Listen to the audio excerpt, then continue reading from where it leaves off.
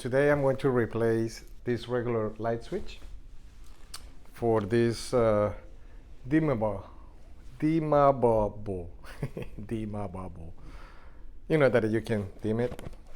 So let's get to it. Regardless if there is no power, I want to make sure that to locate the breaker, and I know that it is this one. Okay, so what I'm going to install is a Lutron dimmable switch, light switch.